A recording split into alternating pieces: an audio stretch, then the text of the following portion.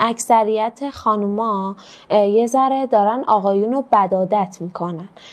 اگر که من نوعی وقتی به هم یه صحبتی رو میکنم، میدونم که طرف مقابلم مثلا زن داره، بچه داره، میاد با من دوست بشه، من بگم نه، نفر بعدی منم، دختر بعدی هم بگه نه، یا هر خواسته دیگه، هممون با هم دیگه بگیم نه، شرایط جامعه برمیگرده به حالت گذشته. هر پیشنهادی رو قبول میکنن، این باعث شده که یه ذره مردامون دستشون بازتر باشه. برای همین میشه که تنوع طلبتر میشن. یک خانم بیشتر از هر چیزی به عزت نفس و اعتماد به نفس بالاتری نیاز داره تا خودش رو لایق یک زندگی سالم و محترمانه بدونه و به اندازه کافی خودش رو قوی و مستقل ببینه که برای جبران کمبودهای درونی خودش دنبال توجهات بیرونی نباشه. حالا اگر میخوای اعتماد به نفس بالاتری بسازی، همین الان هایلایت اعتماد به نفس رو تو پیجم ببین.